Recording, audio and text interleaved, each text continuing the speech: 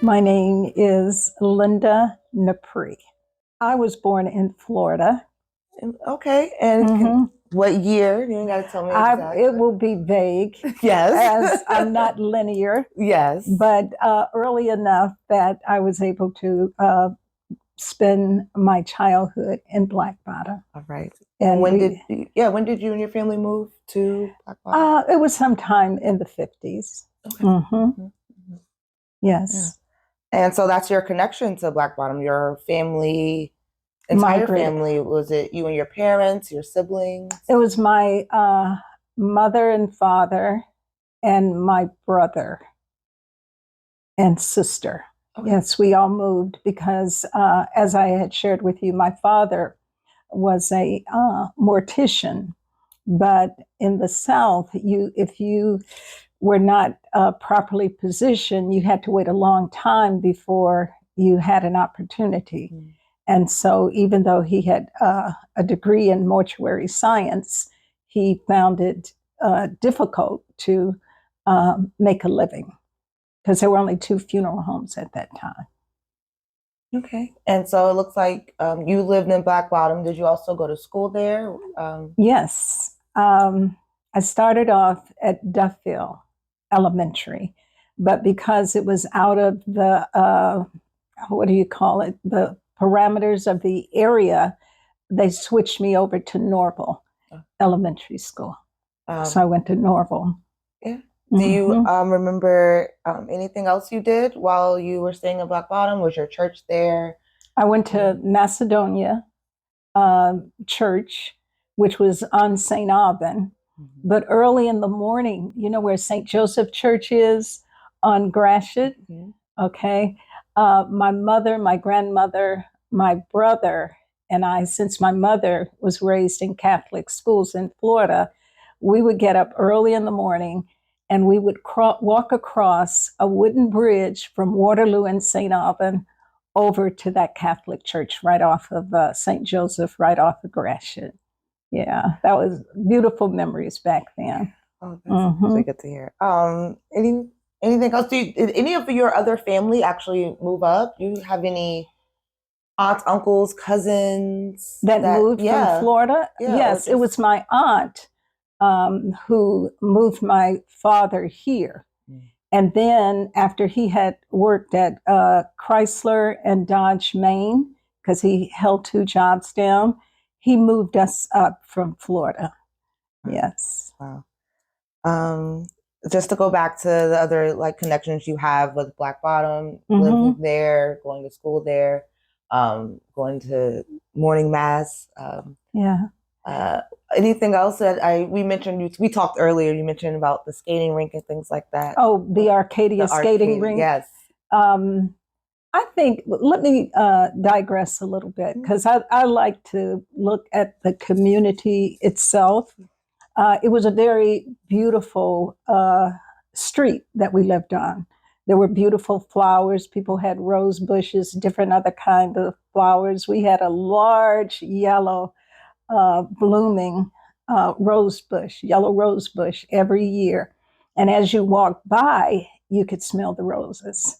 The same thing happened when you walk through Black Bottom. The majority of the kids on our block were in 2-family households. And there were large homes. Our home was a large 2-story home.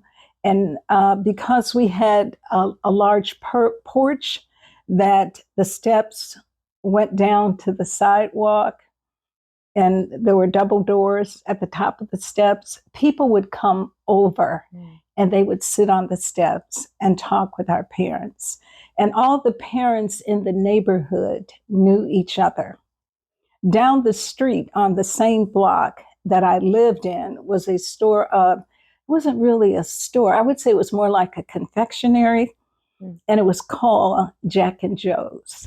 And that was on Du Bois and Waterloo. And across from Jack and Joe's was Miller Junior High School, and it was my understanding was a high school before then.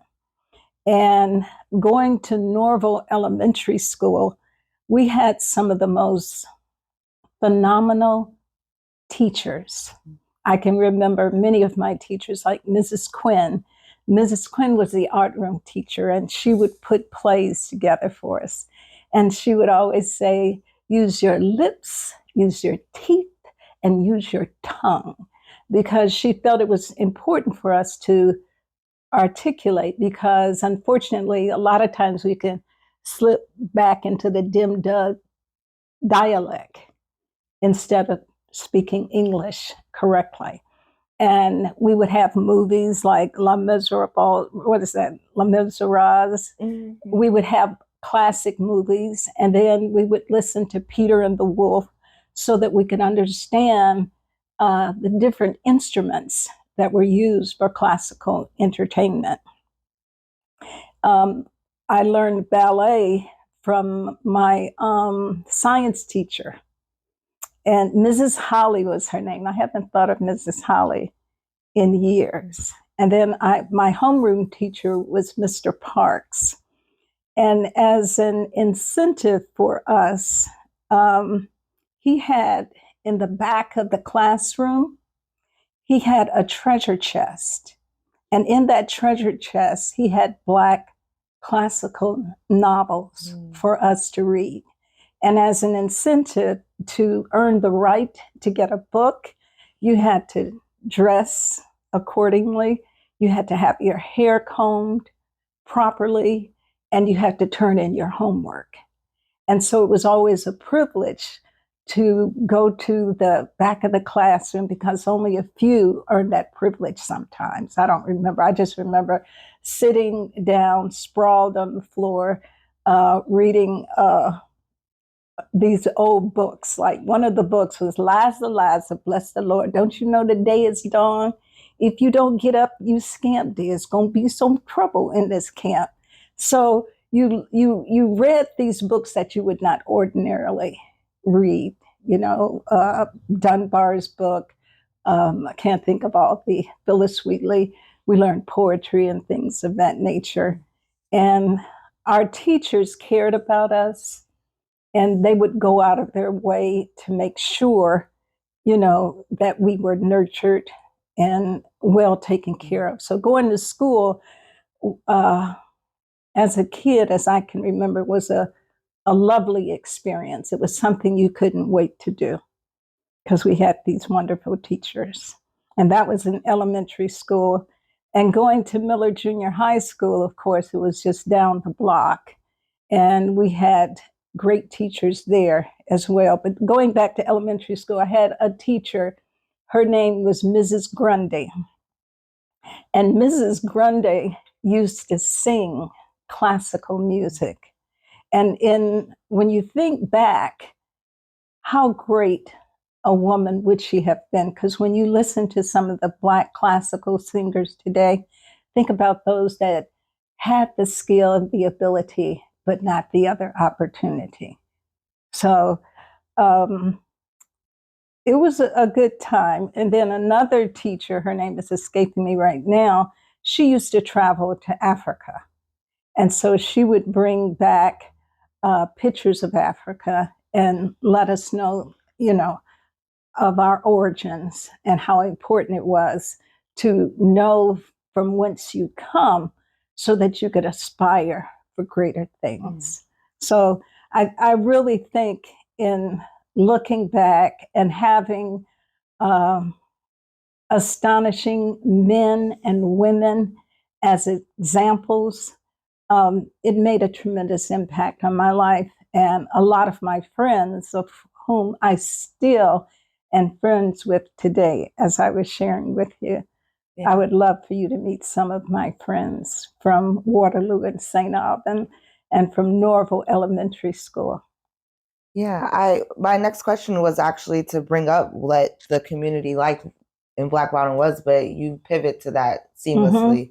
Mm-hmm. You mentioned school, and then just the way the streets were. The streets were beautiful. They were on either side of the streets. We had beautiful trees, and you had your chestnut trees, and there was a street called Chestnut. There was a street called J Street, and I think one of those streets had cobbled bricks you'd walk down the street, it was just beautiful. And as I explained, there were a lot of flowering bushes in Black Bottom. And I don't know if you know this, it was called Black Bottom by the Native Americans because they said that the soil was rich and you could grow anything in the soil. Another thing that we had in our community, we had a couple of churches that we could go to for after school programs. And of course, we had choir in many of the different churches in the area. There was a grocery store, a small grocery store, catty corner to Jack and Joe's, and that little grocery store was Pantalinos. I think I'm saying it right. It was a Lebanese store, and we used to go there and get, small things. But if you went to St. Aubin and you walked a couple blocks, what you would find there was a store called Nelson's. And it was a Black-owned grocery store. And it was also adjacent to that, we had a confectionery. So you could go buy ice cream, you could get with banana boats and banana floats, and everything that you could imagine, we could go to that store. And the Central Market and the Eastern Market was also within walking distance. And unfortunately, when 375 came through, I can remember how everything began to deteriorate. And when you could walk through various places in Black Bottoms, we had Black-owned hotels and, lots of apartment buildings that people lived in. And it wasn't the deterioration that occurred as a result of the destruction. And I was young, I didn't understand it at that time, but I can remember how sad it was to lose the beauty of our community back then, and to have my friends move away and see them, their parents packing up their cars and leaving. It was a sad time, but I guess because we're resilient and we look at things as part of an evolutionary process, you adjust accordingly. Otherwise, you're going to get swallowed up in your emotions. So you keep it moving. Yeah. Did you and your family have any warning before? I would say that I don't remember. To be very honest, all I know is my parents says we're going to move. And that went on for a while because my mother was concerned about us being in a community that was deteriorating. Mm. And she insisted that Daddy move us to someplace different. Where did your family end up moving? To a small town called East Moline, Illinois. It was part of the Quad or the Quint Cities, and it borderlined as a result of the Mississippi, you had Illinois on one side and Bettendorf and Davenport, Iowa on the other side. Yeah. So I went from, excuse me for interrupting you, I went from the automotive capital to the farm capital of the world. Yeah. So, and one thing about that that stuck with me at that transition, you go from a predominantly, I would say, middle class African American community, and you move to a community whereby you are, there's only one like you in the classroom. And having had good grades, I was put into the higher echelon of achievers in that community.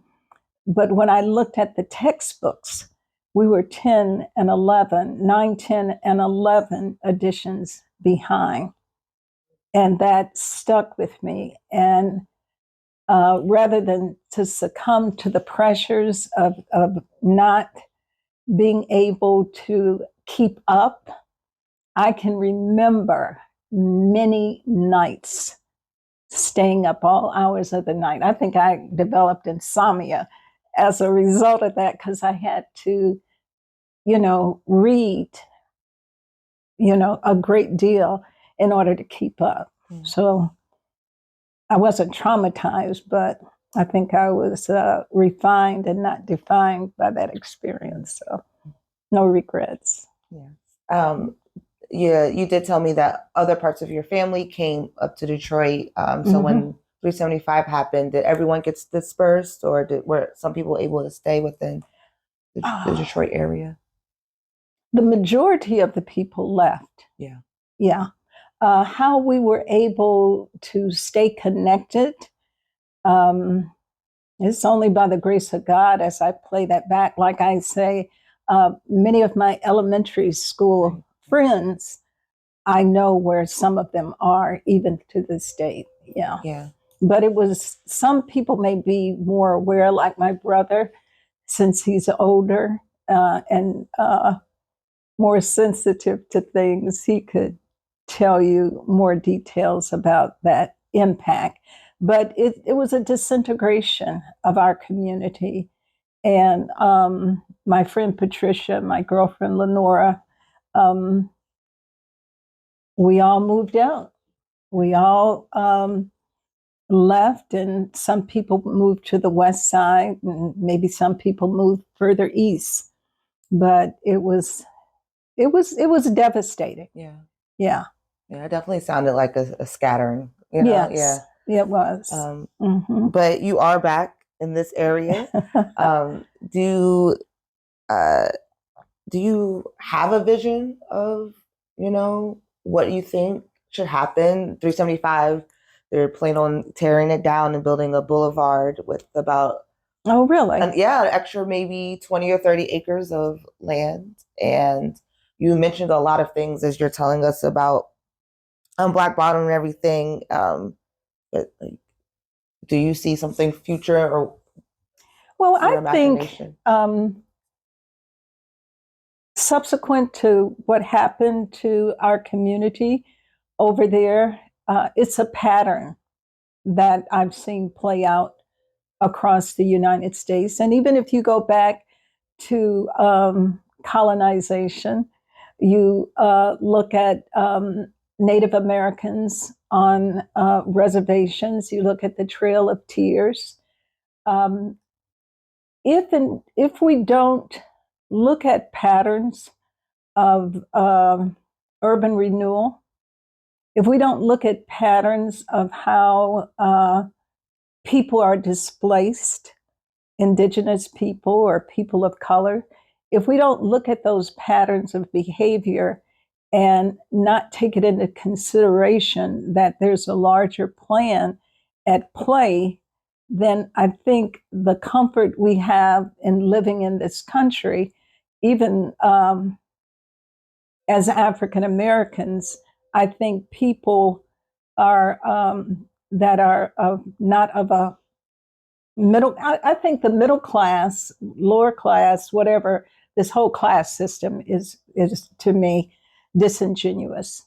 I think we're all on this planet as a people. We have variations of color, but I look at it as if there are tools to cause people to lose faith in themselves and in the community.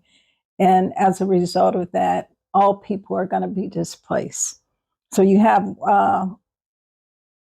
you say it's poor Black people, but you've got poor white people in different parts of the world as well, or in our communities that are displaced. I think the irony is they don't have the foresight to see what happens to the least of us happens to the rest of us. And so it's unfortunate. And I'm grateful for what you guys are doing. I'm so very proud of you because you're telling our story and you're telling the way history has been portrayed. And if, in fact, there's not some kind of set aside for people who are not prominent, who can't afford $300,000 homes, who can't even afford to live in what used to be the inner city, and some kind of reparations, whether it's educational set-asides, whether they're vouchers to live in communities where there's greater disbursement. Excuse me, there was a giant bird outside the window. Um, if there is not some kind of way of balancing the disparity, I think we'll have more people that are displaced.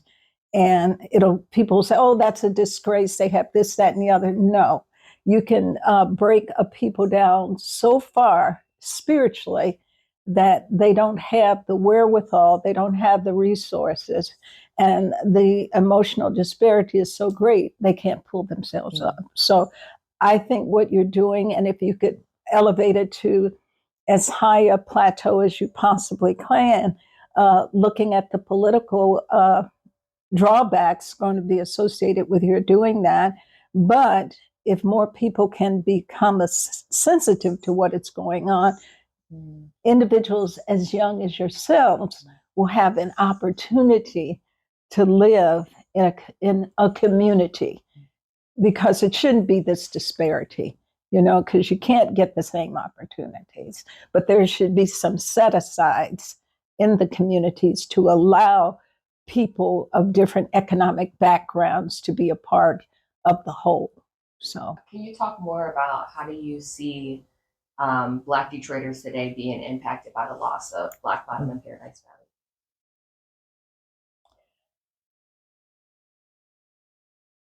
I can look and, for example, one of my dear friends, Vernie, I won't give her her name as such. Her family didn't move as far away as many of us moved. And so Vernie got caught up in drugs. And it's really sad. It's almost to tears for me to think about it, because she lived right next door. She was my sister's age. She was a year younger. And so Vernie's grandmother used to take us to church. She used to have us involved in all kinds of programs within the church. But because Vernie was one of the drawbacks of the disintegration of the community, and as I'm speaking, I'm trying to remember the conversations we had. She said, Linda, when I watched your family move and you all packed everything in your car and you left us, she said, I felt abandoned. She said, the family had left me. My extended family had left me. My older brother, who's my brother, had left me. And she said, and then the other people started moving into the community. And I said, what type of people? She said, well, we all looked after each other. Our parents knew each other. She said, but those other people came into the community. And I'm going to say the disingenuous people moved into the community. She said, what was lost, she said, was the fact that we looked out for each other. We cared for each other. We loved each other. And she said, the boys looked out for each other. And my brother told me they had a man code in our couple blocks where you couldn't go with another brother's sister. So all the girls were protected. So Vernie said she felt that everybody was that way, that guys would always look out for you. But she got caught up into drugs, and she said she was in a drug house one day. And what broke her from the drugs is that a 15-year-old looked at her and pointed at her and started laughing at her. And she said she felt that she could clean herself up. Bernie is one incident. Yeah. There were other girls that fell by the wayside. Because if you don't have a strong community, if we don't have parents that know each other, that look out for each one and have a standard that all the young people have to abide by, whereby they're encouraging you to go to school. We had one other thing. We had the bookmobiles. And I can remember going to the bookmobile with my mom and bringing home so many books, walking blocks, carrying these books, and sitting up at night with my mom reading the books. If you don't have a community where you have intergenerational interaction, it causes the community to disintegrate. And you lose people as a result of it. And those that were left behind, those families, those individuals that I know, many of them did fall off into the drug scene. Yeah. Thank you so much for sharing that. Mm-hmm. Do you think there are still like effects to this day about since the destruction of Black Bottom that are playing out now? Yes. I don't know what our population was in Black Bottom, but I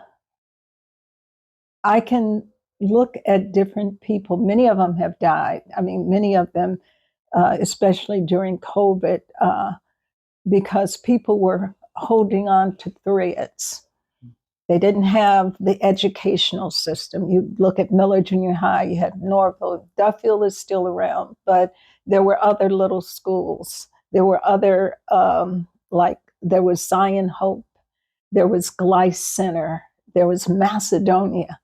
So you don't have these places that are community-based, that set the foundation so that you can build on pillars, and each generation could build upon the standards of the previous generation. When you don't have that kind of a resource in your community, then your community disintegrates and you cripple the people. It's like a caterpillar, and how the caterpillar is crawling along, and then there's a higher calling for that caterpillar. And then it goes into the cocoon, the chrysalis. And then it's like a spiritual calling that says, you're more than a caterpillar, there's greatness within you. But if you can't hear the voice, if you don't have the foundation, then you're going to just crawl along. But if the ancestor, the people in the neighborhoods, if they say, come on, pull yourself out, pull yourself together, there's something great you can achieve, something far greater, then you can break free from the chrysalis and you can become the butterfly that you're intended to be. But if there's not that incentive, if there's not that inspiration, if it is disintegrated, if it has been replaced by this bogus system whereby you create inferiority within people, you create a homelessness. If someone isn't feeding you on a regular basis, if someone is not showing themselves as a good example, if you got hoochie mamas, if you got prostitutes on the street, if that's their only way of getting by, then it's going to set a pattern where somebody is going to be looking up to something like that. There was a guy, his name was George, and my brother told me that George was the one who taught them about street life and how to avoid it, not knowing at the time that George was homeless. I don't know what happened to his family. I don't know what, but I can remember after moving away from Black Bottom and seeing this familiar beggar by the Eastern Market and knowing who he was. You know, yeah, this is getting kind of sad, but No, yeah. thank you again for sharing. That's was not an awesome. easy one, you know, because you have to keep becoming resilient. You have to look for inspiration. You know, you got to take, as a friend would say, the bitter with the sweet. And you have to look for examples. I go back to my childhood. I go back to Norvell. I go back to Black Bottom before it was destroyed. And I can see the people in the houses. I can, see the individuals as I walk down Shane Street all the way down to Mac and all those places, feeling comfortable and knowing that it was destroyed. It's not something you want to think about, but yeah, those who were not able to leave and live on the peripherals, they were subject to a harder life than for those whose parents were able to make a better way for them. I don't think you said yet, but do you remember the address where you lived at when you? Yeah, 2125 Waterloo. Oh, thank you so much. Yes, yes. As a matter of fact, I can describe to you because there was an exhibition at the library. We had bay windows downstairs and upstairs, and we had a huge tree. I don't know my trees, but we all used to go outside and sit on the tree stump. And we had the sidewalk, and you could look from one side of the street to the other side of the street, and you could look out on and see what was going on. And we had a big back porch as well. And so I could go on the back porch at night, and we could sleep outside at night on the back porch. Yeah. We've heard a couple people I was talk getting about ready to sleeping say, outside on the back porch. Yeah. Yes, I was getting ready to say that. And we'd go to Belle Isle. Like when we went to Belle Isle, all of our friends would go to Belle Isle. So this was before seat belts. So you'd have like, God knows how many kids sitting on top of each other. And my aunt and uncle used to go out to Belle Isle and sleep at Belle Isle. So everything was safe back then. You didn't worry about things. But just before the disintegration of our community, the drunks came in. I remember seeing drunks and derelicts and people of ill repute. And you got a chance to see, nope, not going down that pathway. And bad decisions in that direction. And again, I think back about how, like my daddy's friends, they would say, well, we expect great things from you, and you're going to go to college and things of that nature. Yeah. So there was, how can I say, you felt encouraged. You felt you didn't want to let not only your parents down, you didn't want to let your teachers down. You didn't want to let the people in your community. You always felt like you had to be a role model, because there were older people than myself, older women and older girls that held themselves up by a higher standard. So you wanted that.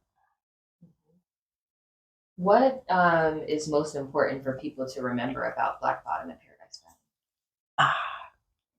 It was rich.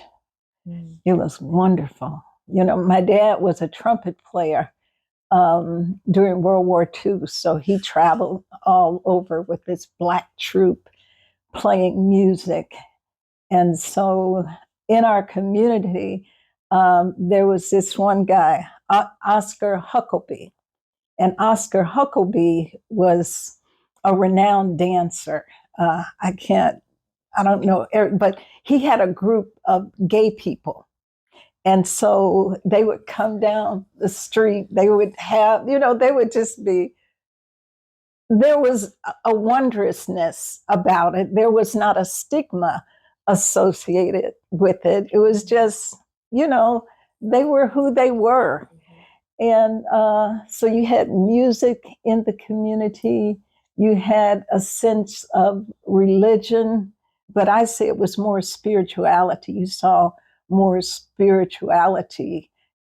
You had people that had businesses, and you had prominence. There were older homes that were beautiful in our community. When you speak to Lenora, who is another friend, her father owned a couple of bars, and she lived in a big house on Waterloo. There were big homes, there were beautiful homes. And I can remember we had a 2-story house. On Saturday mornings, I had to sweep the top story landing, go all the way down to the bottom landing, the foyer, open the front door, sweep the steps, sweep the sidewalks. And Dad said some people had lye on their feet and it would kill our grass. I had to sweep the grass and then sweep the street and clean it up. So there was an expectation, a standard of living. It wasn't, people want to say the ghetto and stuff like that. I don't know what that word, the connotation, other than something that is negative. We had a rich community. Our parents knew each other. You had one Mrs. I can't think of her last name, but she was a secretary of a church. She would pile us up in her car. We'd go to church. We'd help put out the bulletins. We had leaders in our community. We had stores, as I said previously. We had teachers who not only lived in our communities, but felt to be a vital part of the community. We had summer camps that were wonderful. My brother was in the Boy Scouts, and Mr. Horton was his scout leader. And so we would go up to Holly, Michigan. We'd see the other side of the communities. And it was, I don't think I'm exaggerating about how wonderful it is or was compared to now. I don't see the same camaraderie. I think that's been lost. I think I was sharing with you, we spoke, Black people did. And looked at people. We always had this genuineness about us because there's a sense of, you can do it. Hey, how you doing? As now you guys say, what's up, or some kind of thing like that. And you don't even see that as much. You don't see the look, Mm-hmm. I see you. I think it's really important. I see you. I know your heart. I miss that. I miss going to the neighbor's house. Well, Bernie isn't here right now, but here, sit outside and somebody go feed you or give you something, even though I couldn't eat at other people's houses. If they handed me a popsicle or a fudgesicle or something like that, then that was acceptable. And I miss that. I miss the fact that we don't foster community. There's the alienation that shouldn't exist, but exists. Yeah. Thank you again. Is there anything that we haven't talked about that you want to make sure to mention?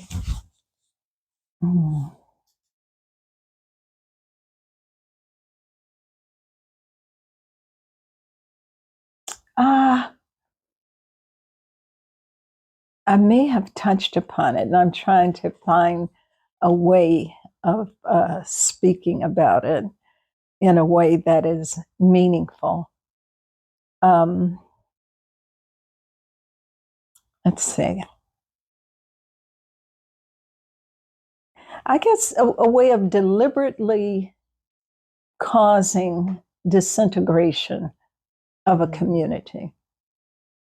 My friends and I, because of the love that we felt between one another coming up, we maintain that and we look out for each other even to this day.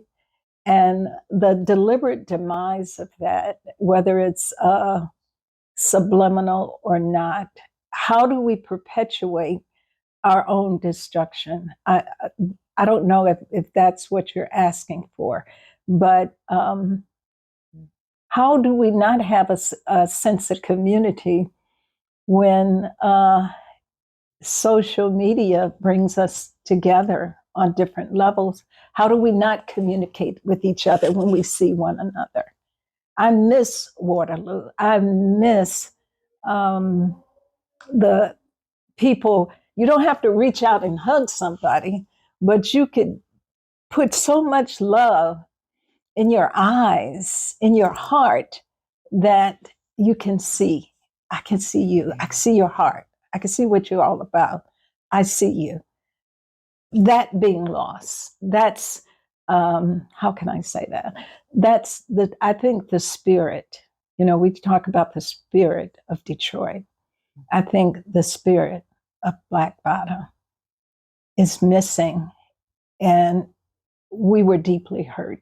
My friends who were not able to survive and thrive, they had children, those grandchildren, many of them didn't have the foundation to survive and thrive. And I feel that's what hurts me the most when I go back and I look at the destruction of the foundation that built a strong community.